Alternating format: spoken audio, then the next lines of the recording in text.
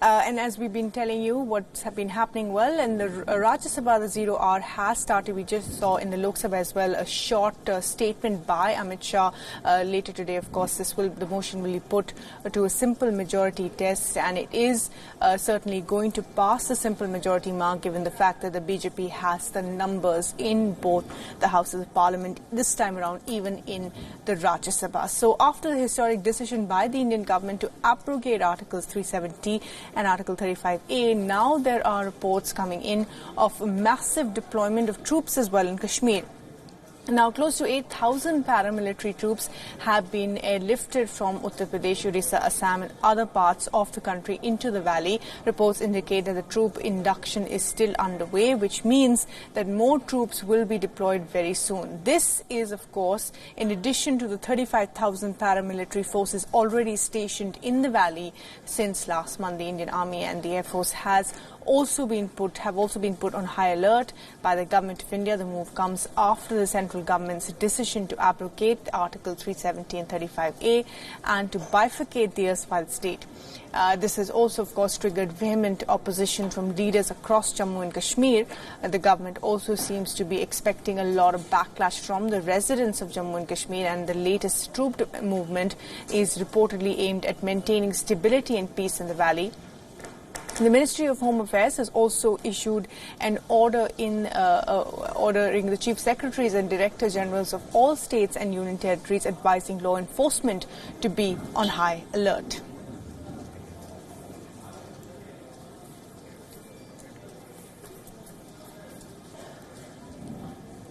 So, well, the big question really is what changes in Jammu and Kashmir now after Article 370 has been revoked, well, and as well as Article 35A, which making the distinction between permanent residents of Jammu and Kashmir and outsiders will also cease to have any effect. This means that purchasing land and owning property by people considered outsiders till now will be possible, and any Indian citizen can now settle in Jammu and Kashmir. The new union territory with the legislature will now be at par with all other Indian states. The sectors of education and employment will open up to all Indians without any discrimination that Article 35A brought by means of the clause of permanent residence.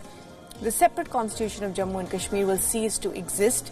Now, all the provisions of the Indian constitution will apply in Jammu and Kashmir.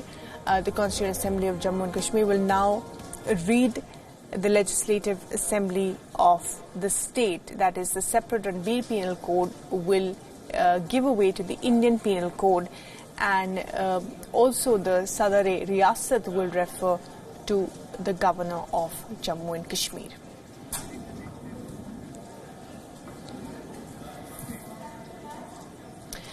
Well, and as expected, Pakistan has gone into a huddle over the latest developments in Jammu and Kashmir. A joint session of the Pakistani Parliament has been summoned by the Pakistan President, Dr. Arif Alvi. This session will be held tomorrow.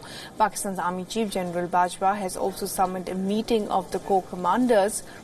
This meeting will be held tomorrow as well. On the agenda, of course, is the scrapping of Article 370 in Kashmir. Meanwhile, Pakistan's Foreign Minister Shah Mahmood Qureshi has said that they will be raising the issue of India's decision with the United States. Qureshi tweeted saying that they intend to highlight the issue at a meeting with the U.S. delegation. The U.S. diplomat Alice Wells will be in Pakistan today. Wells is the Trump administration's point person for South and Central Asia.